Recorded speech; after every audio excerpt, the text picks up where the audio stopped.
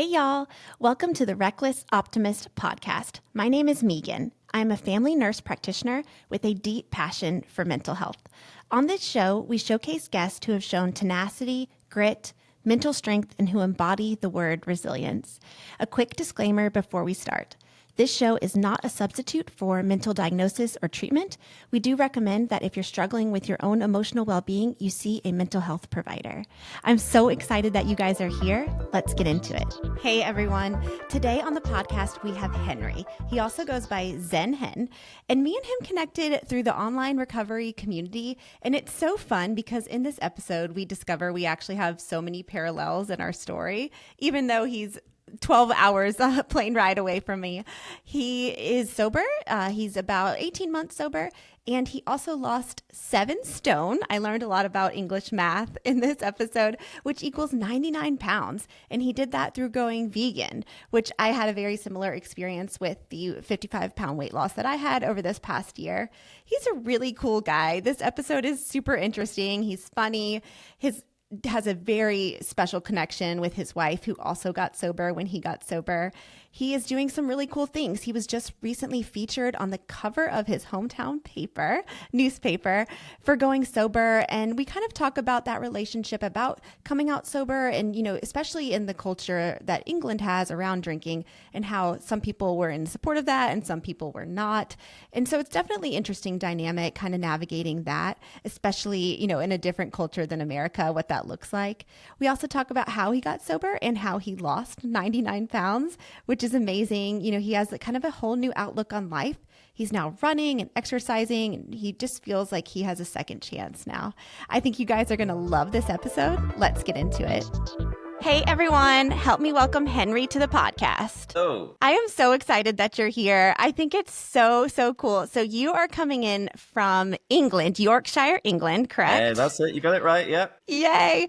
I know. So tell everyone what time it is there. It's just past 4 p.m. Okay, and it's 11 a.m. here. I think this is so cool how we can connect with people all over the world. Definitely. Technology is our rise and our fall, but right now I'm having a good moment with technology. I'm so excited to hear your story. So me and you connected online through the recovery community, which is such a beautiful network of people. And we're going to start every episode out with a quote like we do. So the quote for your episode is actually from a book by Ed Latimore. It's called Sober Letters to My Drunken Self. Have you ever heard of that book? No. Yeah, I hadn't either. Someone had recommended it to me. I read it a few months ago.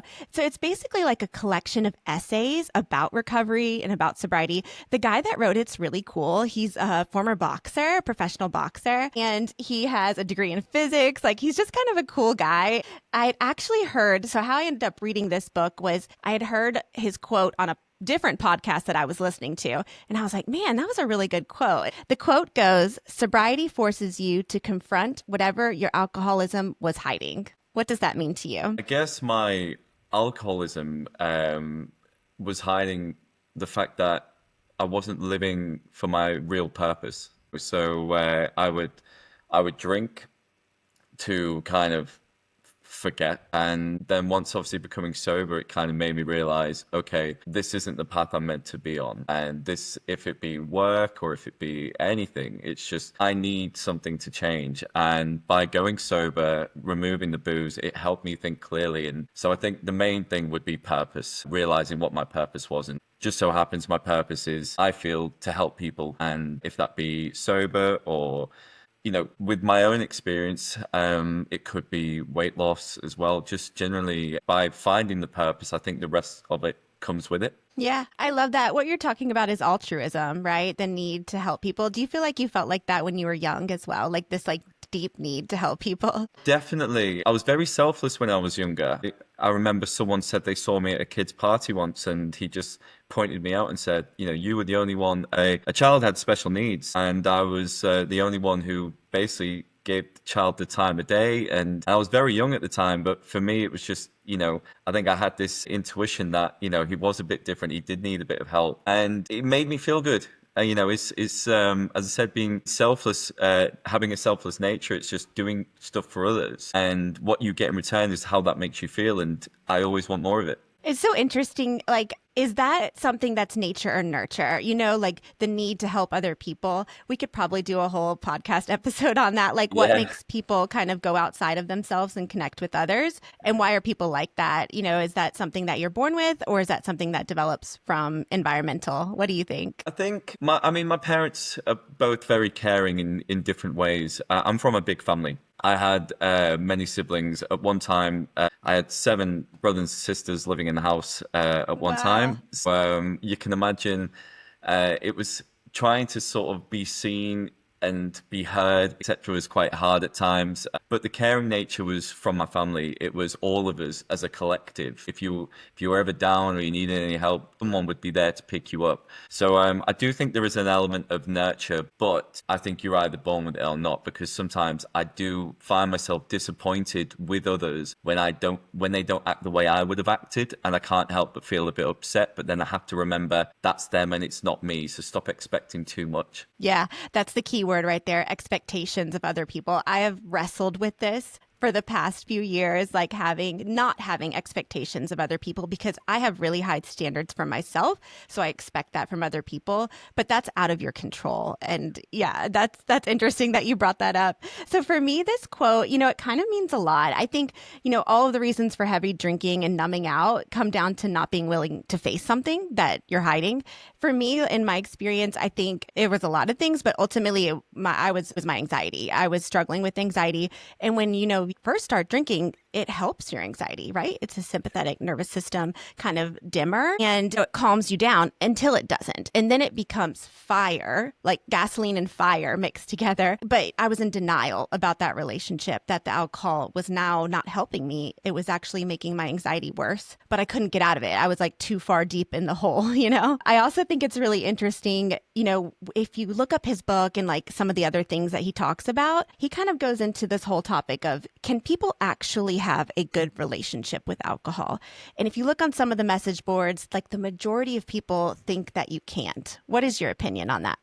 I'm torn only because I see people who seem to be doing well and okay in moderation, but really, if someone was to say to me, would the world be a better place and would people be better without alcohol if it never existed? My answer would be yes. Right. I don't think there is a reason for it. We don't need it. We it's been so normalized throughout the years from such an early age. I know you guys is 21 in the States, but here it's 18, but that's when you can legally drink. I mean, you would be drinking at 14, 16, whatever. So I think from such a young age, it's just the norm. You would have drinks after work, you would, celebration, or if you're upset, it seems to be the answer to a lot of things. So to answer your question though, I personally, I don't see where it sort of fits in the world, but because I've got to err on the side of caution a little bit because I know people, my family drink, etc. I don't want to alienate everyone, but I think the world would have been better if it was never invented in the first place. Yeah, I guess you could kind of think about it like sugar. Like some people are okay with having a little bit of sugar, but it's probably not good for you in the long Okay. run. So I am so excited to hear your story. I think it's so interesting to hear someone from England because I know, in Europe, there's kind of more of a drinking culture, specifically because you guys are allowed to drink younger. And it's just more historically something you guys do over there. Yeah, yeah, yeah. So just take us back to wherever you feel comfortable. Okay, well, I mean, look, I was the typical binger, so I would be drinking from the age of 12, 14, etc. Again, it is quite normalized, so it wasn't really frowned upon. Nothing against my parents or anything for that matter. It was kind of normal. I had older siblings, so there'd be opportunities to have a beer here or a beer there. But it was only until I would say 16 onwards, then you'd have house parties and stuff. Obviously, you couldn't go out drinking, but it could be contained at a house party, and you would find yourselves in messy situations there. And then it just became more and more and more. But what happened? What was happening was, again, going back to what you were saying about anxiety, etc. So I never saw myself as an anxious person. I'm quite confident, etc. But I would do things drunk that I would never dream of doing sober. So I would always be told I was the life and soul of the party. But if I turned up to an event and I was maybe a bit down or just didn't really fancy being the joker and being, the jester in the corner, people would say, "What's wrong? Are you okay?" And it's like, I'm fine, but I would feel this need to have to keep drinking to please them. So then I would then start doing stupid things and then live to regret it in the morning. And it would just be an ongoing cycle. But that was kind of my early introduction to drinking. And I never really, shall we say, hit rock bottom, and I'm always a bit mindful of the term, for me anyway, alcoholism. I had a problem with it and I know that. And I used it to solve certain issues, which it never did. But I would say in 2023, I've been working for a business, a family business, and I sort of fell into it from a young age, and I was there for 17 years, and I just realized, again, going back to my purpose, this is not kind of the path that I actually should be choosing for myself. I just kind of just kept going with the flow. So knowing that, again, I would just kind of coast through the week and then drink on the weekend. And what happened was my relationship with people was suffering. My relationship with my wife was suffering because because I'd gotten so big in weight. So just to give you an idea, in just short of a year, since going sober, I lost 7 stone. I don't know if you guys work in stones or pounds, but No, what's a stone? Tell oh my me. God, do you guys? I'll have to do the conversion. So hold on. So let me This just is so interesting to me. wait. I So you love guys it. don't work 7 stone? Do you work in pounds? Yes, yes.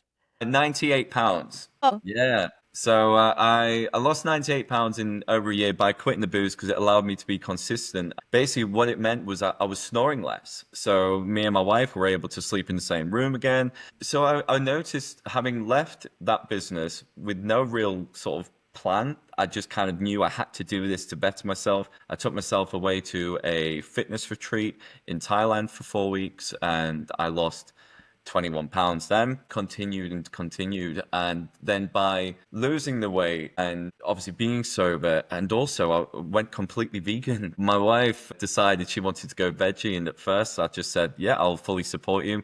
We'll cook vegetarian at home." And then I started doing that, and again the weight started dropping off. I started to feel good, started to look better, and then we decided to go vegan, and I haven't looked back since. So all of that's happened in such a short space of time, and I feel I've failed so many times. I tried all the diets in the past and nothing really stuck. And I just thought it was a problem with me. But then as soon as I removed alcohol, that was it. I could be consistent. I was waking up early in the morning. I was appreciating everything a bit more. Everything just seemed, I always find it's now, and you'll get this. So it's like a sense of calm. Everything's just like this. You're not getting the super highs or the fake highs, at least we used to get, but everything's just nice, and you're just tinkering up and down, but it's just steady. It's beautiful. I was about by the ocean with my wife the other day, and we had a alcohol-free beer, which I absolutely love, and we were sat there. She's sober as well, and she's gone sober since I have, which is amazing. So that really helps. But I remember looking at it and having the ocean in the background, and music was playing. Everything was just beautiful, and this sense of calm just took over me. Sorry, I'm getting emotional now. it's okay.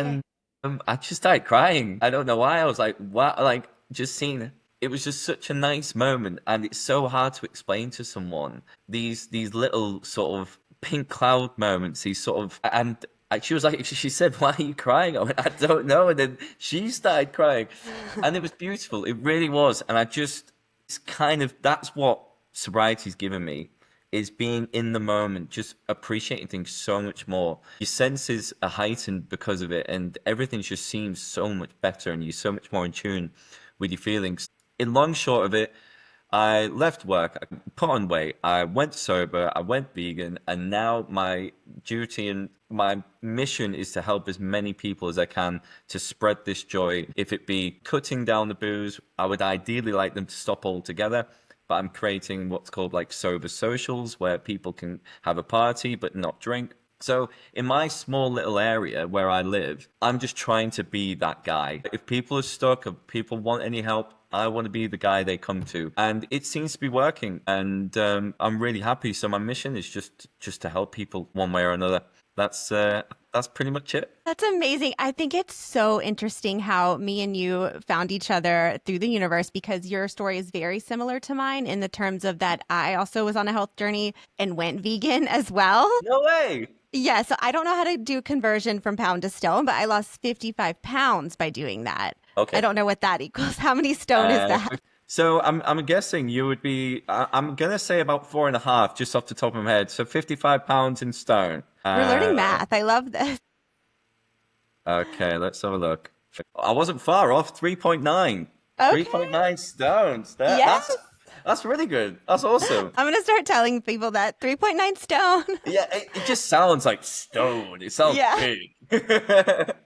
Well, I think that's so interesting. Our stories are very similar. However, I will tell you, I did not go vegan until about 5 years in. So I actually gained a lot of weight in sobriety, which is not uncommon because I think a lot of people swap the alcohol for something else. And in my case, it was sugar. You know, it's harm reduction. At that point, I wasn't drinking, but I would carry like M&Ms with me everywhere. I developed a really bad relationship with drinking Coca-Cola and like really sugary drinks. And, you know, over the years, I just added on all this weight, even though I was exercising. So long story short, ended up developing asthma and went anti-inflammatory. And the best way to do that is the vegan diet. So I went vegan for a month and then eventually vegetarian, which has been an amazing shift in my nutrition. Lost all the weight. I'm running a lot better now. Do you exercise as well? I do, yeah. I noticed you're running actually some impressive numbers. Yeah, I you have it. Have you heard of Couch to 5K? Do you have Yeah, that? we have So that in America. I did that last year. I did that last year. Then I did my first 10K race last year. Then just gone last month, I did my first half marathon, and Oh, now I've got the Berlin Marathon in September. gosh, and this will be your first marathon. First marathon. I'm very Okay. scared. I feel like we're like twins, like on opposite ends of the pond. This is amazing. Have you done a marathon? Oh yeah, I've done a lot of marathons. I have been trying to qualify for the Boston Marathon, which is have you heard of the Boston and how like It's one of the prestigious? like best ones, yeah. Yeah, well, it's the marathon that you have to qualify for. You can't just run the Boston Marathon. You have to be fast, like really fast. So I've been trying for 20 years to qualify. And the older you get, the slower you can go, but you still have to be crazy fast. And I qualified in January of this year with a No way. 3:23. Yeah, it was like one of the Go. best moments of my life. It hurt so bad. Like a road marathon, especially a hilly one, is like so painful. But the feeling at the end, oh my gosh. And I think that it can translate so much to alcohol use disorder, that feeling of overcoming, you know, and recovery is very similar to that. I'm a big fan of running. I call it my SSRI. Honestly, I did so I did like a triathlon like but you get different versions. So there's a sprint triathlon. I don't know if that's what you get. So it's just Yes. shorter numbers, etc. So I did that. I realized I hate swimming. I have really short arms, so it was really hard for me. I hate swimming. I'm okay at biking, but then I really enjoyed the run at the end. I was like, Yeah. "Ooh, I might do more of this." And that's Yeah. how I got into it. I love it. I am trying to be a triathlete right now as well. I Don't just bother. went swimming. It's hard. I am also little. Like I have little arms too. I once, when I was pregnant, the anesthesiologist I worked with called me T-Rex. He was like, "You have a big belly and My little wife arms." got me a card with a little tip. Yeah. All right. So here's a little thing. So my party trick, or it's not even a trick because I can't even do it. I can't touch my shoulders. Okay. So Because your literally, that's arms. how short my arms are. All right. So the swimming isn't for us. It's definitely not for us. I'm so stubborn though, so I'm gonna do it. I have an Ironman in September. It'll be my first full. I've done a half. So I'm gonna figure this swimming thing out. I think with swimming and anything in life, it's all about a rhythm. You got to figure out the breathing and the rhythm. It's funny though, to be a good athlete, like I'm a good runner. That's my only talent. I have no other talent besides that. It doesn't translate to the other sports, but I have some questions I wanted to ask you Yeah, go. about your story. So, how many years sober are you? When did you have that moment where you stopped So drinking?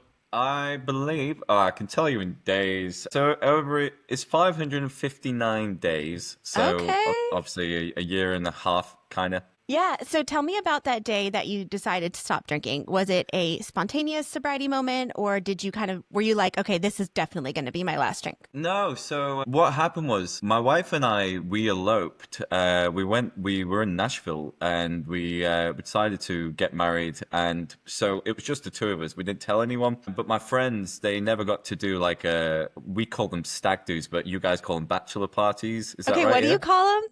Stag do, Oh my STAG. God.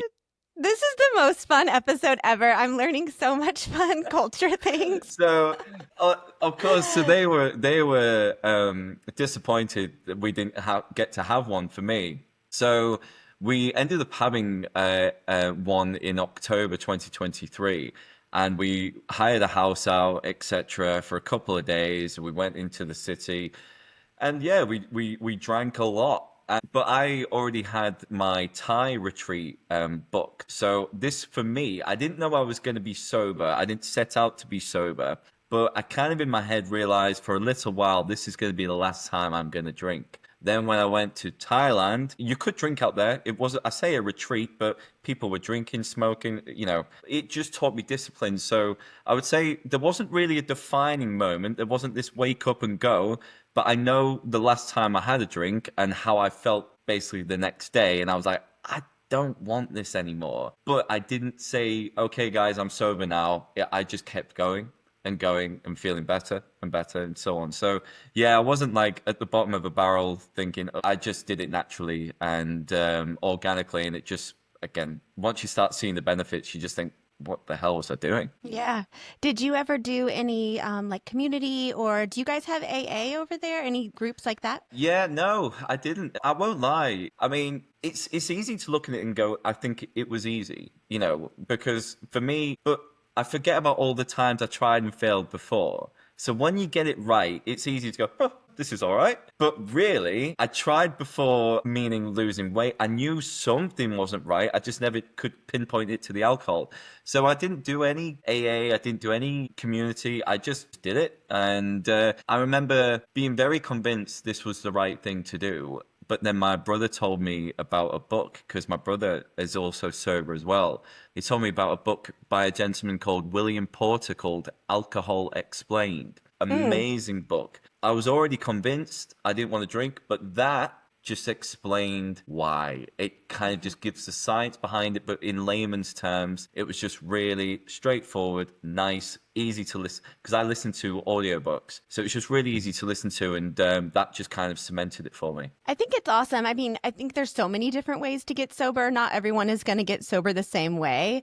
For you, it's almost like you did like a self-evaluation, like I'm feeling so much better, without the alcohol in my body, and that fueled the momentum for you. And I think that's a perfectly fine way to get sober. I think that's awesome.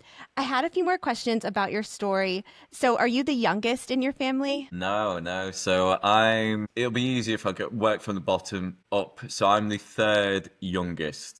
Okay. So really, I say there was at one point there was seven of us in a house, but there are other siblings as well. So there's nine of us in total. So Wow. I'm the third youngest out of nine, basically. Okay.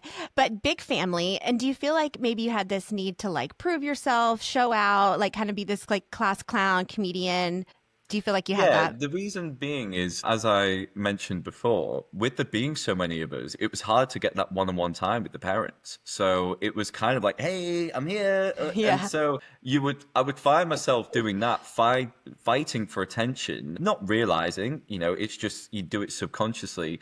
But then when I would go out drinking and my friends would lose me because I was so busy trying to convince other people that I don't know how good of a person I am. I would try and make people laugh at my own expense. I would do stupid things, hoping that people would just go, "He's cool." So yeah, I think unfortunately, self-esteem was so low. I was doing anything I could just to get some small wins here or there. Yeah.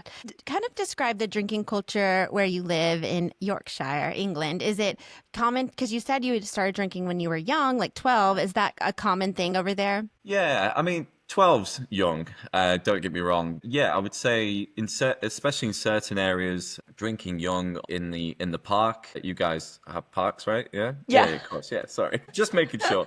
But That's so funny. so I mean, I don't know. The culture as when we were kids, you would go to a park, you would get some cheap cider or beer, and you would just drink it and not tell your parents where you are and stuff. Or there would be a house party. So from a young age, yeah. And then when you're having a meal, so let's say 16, I think the rule is if you're 16, you can have an alcoholic beverage with a meal if you've got an adult present. So that Oh, was kind of wow. like one of the rules that kind of eases you into it. And then all of a sudden you're thinking, okay, well, I'm 16. Although the adult isn't present and I'm not eating a meal, it's still okay to drink. So you kind of start quite young. And then again, if it's birthday parties or any sort of situation, if it be a celebration or anything, it was always kind of an excuse to, yeah, you can have a drink. So Yeah. the culture is very much the pub, like going to the pub, and on a Friday after work, that was like the holy grail. That's where everyone went. And then drinking sports games like football, etc. Or sorry, soccer. So there would be a lot of that as well. And again, if you weren't drinking, you would be seen as the odd one out. Yeah. What's it like? Like over here in America, we're starting to get a little bit of traction with coming out sober and not being such a stigma. That's taken a lot of years. What's it like in England in terms of, is there still a stigma? And what type of recovery groups do you guys have available over there? Yeah, there is a stigma. It depends who you choose to hang around with, though, because if you go to the way I look at it is if you keep going to the same place and expecting different results, it's never going to happen. You know, if you're surrounding yourself by these people that go, oh, go on, have a drink, go on, don't be boring, they're never going to change because that's their view on the world of alcohol. So, and also I do feel your reflection, they don't like that your reflection is something that they're not doing. So they probably are concerned about what's in your glass because they're concerned about what they're drinking as well. So it's Right. more on them. So I don't tend to I've lost friends. I won't lie. I've lost connections, and mainly because of the message I'm putting out here. They on social media, etc. They feel it's false. They feel I'm putting on some sort of act, etc. And you can't please everyone, and it hurts. You know, these are long term friends, and I'm sure they won't be listening to it. And if it does, I want them to know I've not changed. You know, I've changed for the better. I've grown, but at the core, I'm still the same person. And for my integrity to be questioned, that hurts. So I would say the culture, if I stayed in that same environment, I would still be getting, you know, all this kind of encouragement to drink again, to sort of fall off the wagon. So you've got to change your environment, really. And with regards to AA, to tell you the truth, because I never had to go looking for it, I know about AA. I think we all do. But I don't know really about the rest of it because I've never had to look, fortunately. So I would say the culture is very, very drink heavy, and that's what I'm trying to change in my small town. Is showing that you can drink. It is okay. We're not the different ones. We can be normal in our own bubble, and hopefully that bubble will just grow and grow and grow. But there's still a Yeah. lot of work. Yeah, I mean, I definitely kind of had a similar experience in terms of evaluating those friendships that were forged in a bar or surrounded, alcohol. And it took me longer to let those ones go. Probably longer than it should have, years, because they were built on an altered version of myself, right? Because I was not authentic to myself when I was drinking. So those connections I made were not somebody that I needed to keep in this new life, this act two of my life. So, and that's hard. It's hard, especially if they're like long term friendships.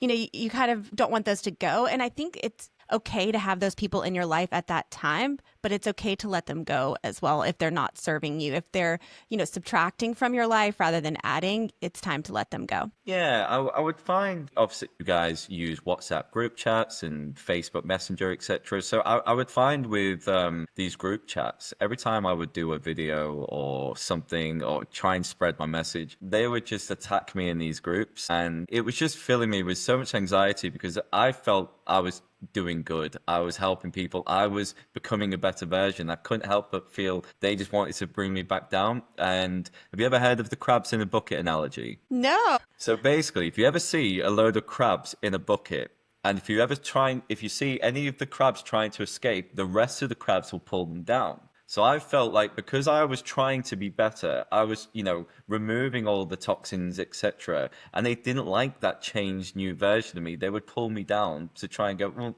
we like this version. So they had a term called lockdown hen. That was so, and that was when we were in lockdown and I was heavily boozing. I was ballooned in weight. I was depressed. I was at home on my own, and they were like, "Bring him back. He was fun."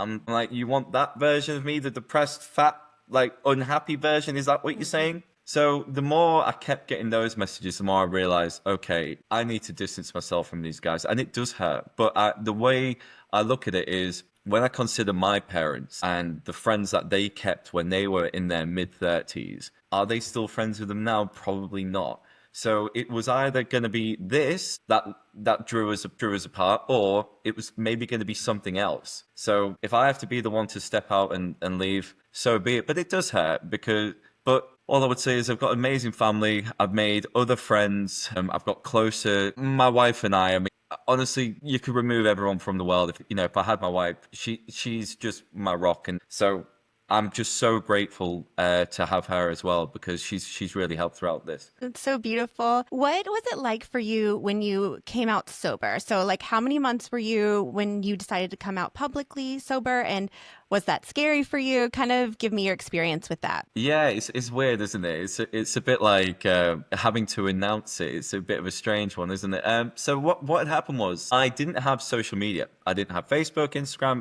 I didn't do it. To be honest, I didn't like it because, again, it was when I feel like you're just posting for your own personal sort of needs. You kind of question, well, who wants to see this? Who am I doing this for? But when there's a bigger message behind why you're doing it and what you're doing it for, in the hope to inspire people, not to show off. It was different. So I didn't have social media, but what I did have was LinkedIn. And that was sort of a hangover from my old job. That was kind of, I had it, but there was no reason for me to post on it anymore because I wasn't in the corporate world anymore. So what happened was, though, I ran my first 10K race, and this is after I'd lost majority of my weight. I said to my brother, I just said, I kind of want to tell people like what I've been doing and kind of like what I've achieved. Like I'm super happy. My family knew and my friends knew, but I wanted to sort of announce it like, hey guys, I've been away, but this is what I've done. So I did. I did a thing with some pictures of what I've been up to, where I've been in Thailand and here. And this is I think it was 7 months at the time, 7 months sober. This is what I've achieved. And the response was amazing and kind of what set me on this whole journey, really, because I had people asking me, can I help? And how did you do it? And, what book did you read? Or what was this retreat you speak of? So I just all of a sudden felt like, oh, I'm helping people. And I think today I've probably helped about 7 people go sober.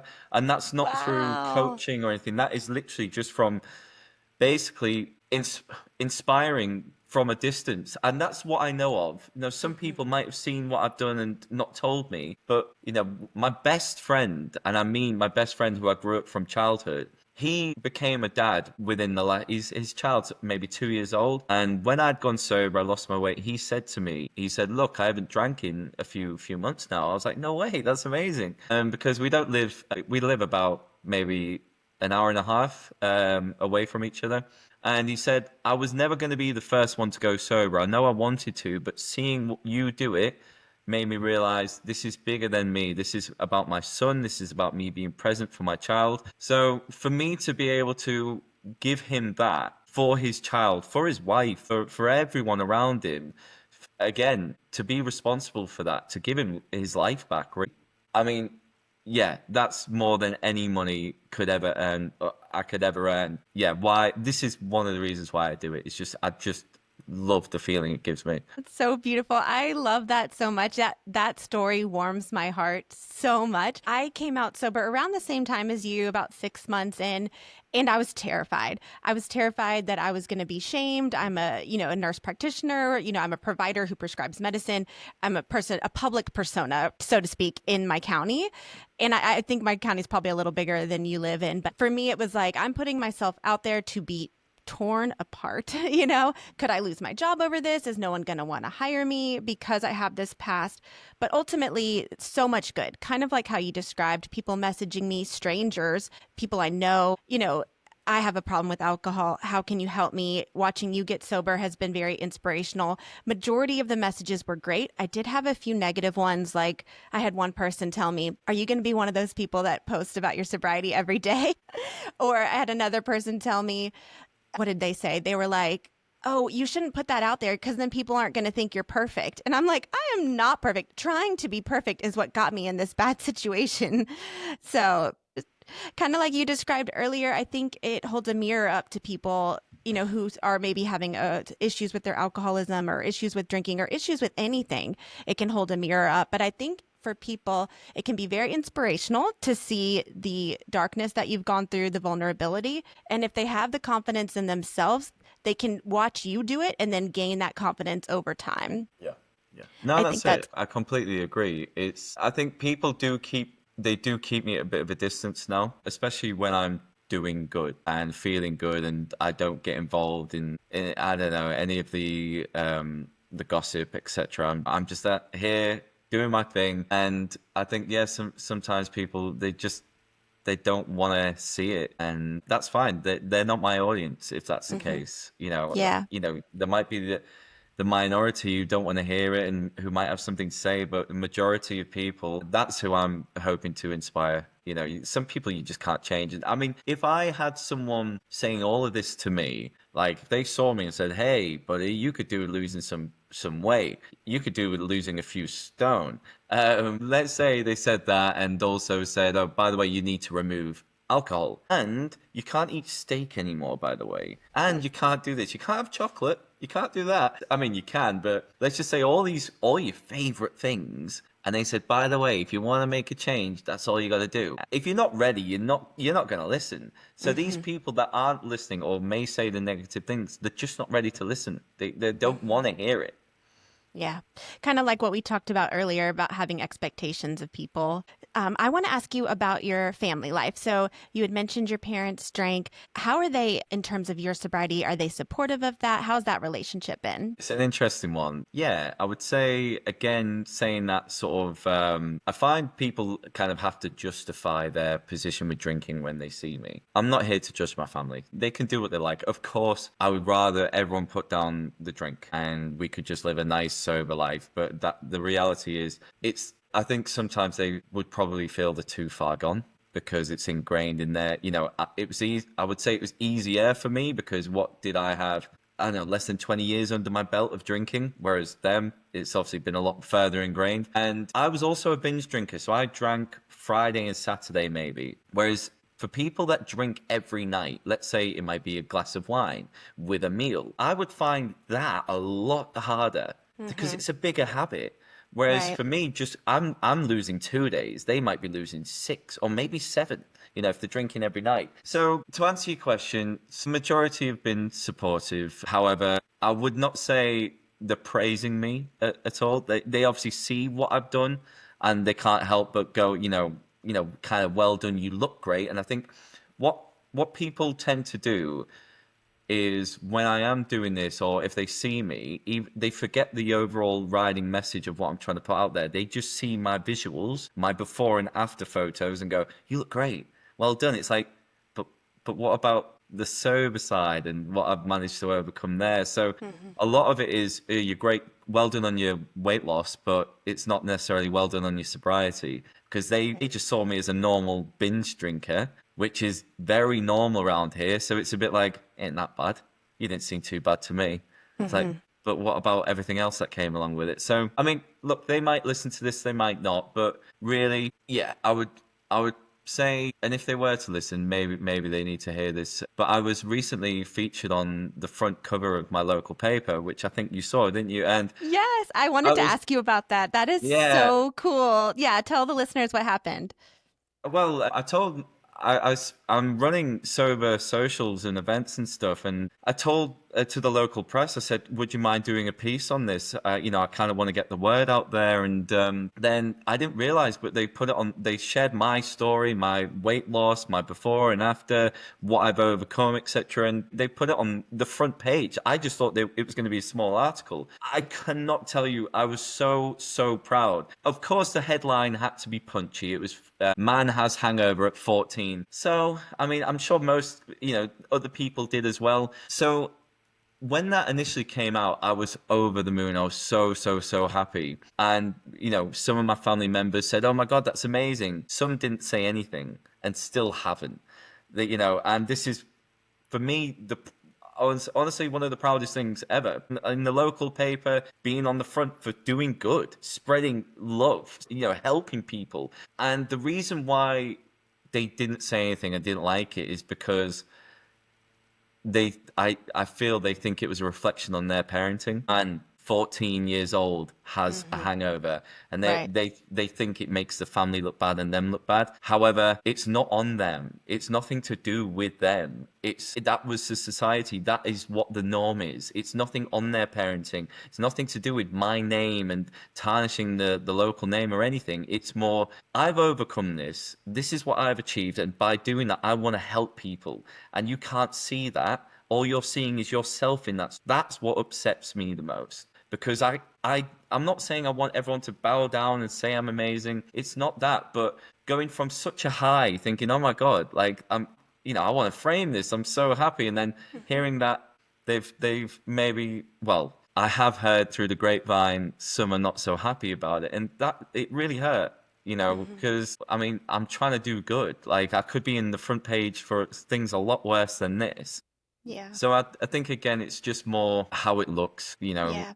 but all I've had is praise, and from most people. But so, yeah, to answer your question, it's a bit disappointing. Yeah, I mean, I can relate to that. I definitely had some experiences similar to yours. I mean, it's countercultural to not drink, right? So Mm. some people are not going to be in support of that. I think it's really cool. Love, the need to help people comes through, even just having you, what are we, 12 hours away on a plane? Like, Yeah. I can feel that energy, the genuineness that you have, that you really want to help people. And I think that we need more people like that in the world. I wanted to talk a little bit about your weight loss. So I don't remember the mathematical equation, but think about putting on a 99-pound weight vest and walking around. How tired would you be at the end of the day?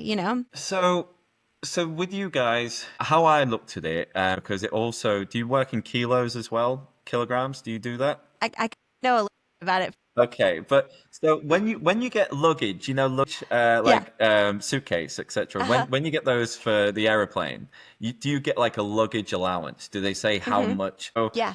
what would that be? How many pounds would that be? 50. Okay, so if you think about that, think of 2 full suitcases. Yeah. That's what I've lost. That's If you insane.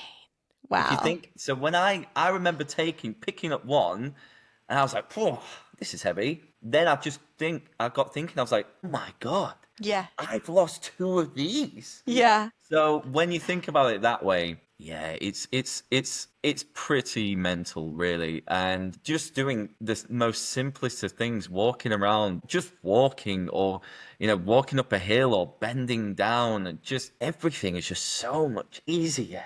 Yeah. So yeah, I just can't. It saddens me. I was always a big guy, so I would say I've spent 75% of my life, if not more, being big. I would have the moments where I lost a bit of weight, but then I put it all back on because I did a quick fix. But what I didn't do was fix up here. So I didn't actually look at my habits. And I was an emotional eater. I would eat when I was stressed. I was in a very high stress environment. And by taking myself out of that and obviously removing the booze, it helped. Yeah, I can relate to what you're saying. I track with that. I think I had to approach my negative relationship with food like I did my relationship with alcohol, which was structure, discipline, and patience. And I had to deconstruct my beliefs around food. I had a really bad eating disorder when I was young, like really young. And then just this really unhealthy relationship with food. Some people are like, you can't have addiction to food. 100% you can. You can numb out with food. You can disassociate with food, like you were describing, emotionally be attached to food. Food gives you a dopamine hit. So yeah, I mean, definitely food is probably our biggest addiction or, a possibility for a negative relationship. But yeah, I mean, I think with my relationship and losing 55 pounds, I mean, it gave me a whole new outlook on life. And, I feel like I can achieve a lot more now without that weight on. And it's not so much for me about the appearance of it. It's more about like because I just turned 40 last year, like setting up my next 40 years to be the healthiest I can be. I work with geriatrics. I work with people, I work with all ages, but majority of my patients are 65 and older. And I can see firsthand those people that turned their life around in their 40s versus those that did not. Do you know what the saddest thing is for me when you say that? Is I know with diet and with removing the alcohol, I would probably get another 5 or 10 years out of my dad. And when I try and it's like what upsets me is at one point a few years ago in 2019, actually quite a few years ago now, we were both trying to lose weight at the same time. We were doing it for my brother's wedding, which unfortunately because of COVID lockdown, it got postponed. But we had a challenge to go to the gym together. We would train, and at the time we weighed the same. And then, so as you can imagine, now it's kind of we're so far apart. And what I kind of want is for him to sort of see what I've been able to do and go, okay, well, he's removed the booze, he's done this, and it's not. Again, going back to what I said about my friend, it's not so much about you. You've got grandkids now. They want to see you grow up. You've got, us, we want to see you get older and we want you around for longer. So why would you not just consider either dropping your consumption a little bit or just sorting out your diet? So that's kind of where I see it in regards to, you can tell, yeah, it's not so much how you look, it's just health. Since I've gone sober, I haven't been ill once. Yes, I've I'm noticed never, that too. I'm I like used to never get sick. ill. I know. I used to get sick all the time. Like I was literally with sinus infection or a cold for like every 2 weeks. And I honestly think some of that attributed to my asthma diagnosis, is like chronically being sick. But you're so right. Yeah. I need to knock on some wood. I haven't been sick in a really long time. Yeah. There we go. Yeah, I wanted to speak a little bit about your relationship with your wife. It sounds like you guys have a beautiful relationship, and that moment that you had describing the calm and you guys crying together is so relatable and just so beautiful. So, did she get sober because you got sober? Yeah, so exactly that. Well, we went vegan together. Again, I was supporting her in this case. Again, so my wife, she has endometriosis, if you're familiar, but she has a rare form of it called endosalpingosis, which is super rare, and it's incurable. She's had surgery, etc. But again, going back to what you were saying about inflammation, etc., cutting out dairy has been an absolute game changer. So I was being supportive because of that, and I wanted to make sure it's as easy for her as possible. And then we just started again feeling the benefits, seeing the benefits. So the veganism sort of came first, and then there was a few times where she had at work, there was an event, so she would have a few drinks then. But then she saw again, we were watching things on TV and we were noticing sort of the alcohol and the subliminal messages, and kind of she was just beginning to see the light, if I'm being honest. And I didn't want to ever preach to her. I wanted her to have her own life. But then she was like, I get it. I get what you mean. Like I'm in. Like, and this is it. And she's away at the moment. She's gone to Amsterdam for again, completely sober, but gone to Amsterdam with a friend. And what you do is you get the ferry, you get the boat there, and you spend the whole day there, and you get the boat back, and the boat takes overnight. It's all night. So she said people were drinking, like really drinking, and she said she felt so smug. She was just like, because she woke up this morning feeling amazing. Everyone's just like, Right. so basically we're in it together. So everything we do is as a team, and I don't know what to say. Like I have made so many big choices since knowing her, because she's given me that belief in myself. Stop trying to please other people. You are giving me that self-worth, really, and knowing that I've got someone who loves me regardless of anything. It's this take a bullet for you kind of love. And I feel so blessed. And that's why, with regards to the wedding, that's why we did it the way we did. I've got a huge family, and it's not about them. I don't need anyone else. It's about us, and that's what it should be. I get people want these nice weddings, have the family there, but there's plenty of other times to celebrate. And so, really, we just do everything as such a team, and we're just about to get a dog as well, so we're gonna have our own little family, and yeah, I it's love just it. yeah, we're Yeah. we're in a really, really good place and never better. And I can thank my sobriety for that, because again, the only ever time we would ever argue is after we've had a drink. We never argue ever. Yeah. So yeah, I love her. She's everything. She's my best friend. She's my just yeah, she's the best. I don't think everyone finds their person, but maybe 30% of the world does. And I can tell you found your person. In regards to, being in a relationship where someone gets sober and someone does not, it's possible that could work out depending on the severity of their alcohol addiction. Majority of the time, it's a very hard relationship to maintain. I was in a marriage, a really long marriage. I got sober and he continued to drink. He's now sober now after our marriage ended. But it's a very tricky dynamic, right? Because you connected through the alcohol before, and now one person is not doing that. And at the time, he was supportive of me not drinking, which was great, but you're on completely different wavelengths when someone is drinking every day and you're not. Like, you're literally on a different energy wavelength than them Yeah, all the time. And it's how do you connect, and that can be kind of tricky. yeah, I know. I completely agree. And if I look back at the first time we met, we got so drunk. Like, that was just normalized, and we met again when you were saying about meeting your person. So, do you guys have Tinder? Yeah. I mean, I've never been on it, but I have friends that are. Cool, cool. So, it was during lockdown in 2020. I downloaded it, and kind of you chat to people, but I couldn't do anything. I couldn't speak. Like, I couldn't see them because I was locked down. Anyway, so I got talking to this girl, and something felt like, I don't know. We were just connecting, etc. And then the world opened up for a short period. I don't know what it was like in the States, but in like September, October, we were allowed out again. He was like, "Oh, we're free." So me and my friends, we booked a holiday and we went to Turkey. And I was just saying, "This is a great deal. Let's go here." I was really pushing for it just because it was a good deal. So when I was talking to this girl, I said, "I'm packing my bags. I'm going away next week." And she went, "Me too. Where are you going?" I went, "Oh, I'm going to Turkey." She went, "Me too." We were 10 minutes apart, and that was Lauren, my wife. And so when I got there, I said, "How funny would it be if we met each other?" She went, "What do you mean if? We are meeting each other." And that was it. That was it. Oh We my met and God. hit it off, and haven't looked back since. I absolutely love that. I love how I feel like the universe conspires to help you when it's right. When it's right. Oh, definitely. I Yeah, wanted great. to ask you a question before we did our lightning round. When you described going to Nashville, is there a Nashville in England, or are you talking about Nashville in America? No, Nashville in America. Was that your first time to America? So no, we went to New York. So again, this is another thing.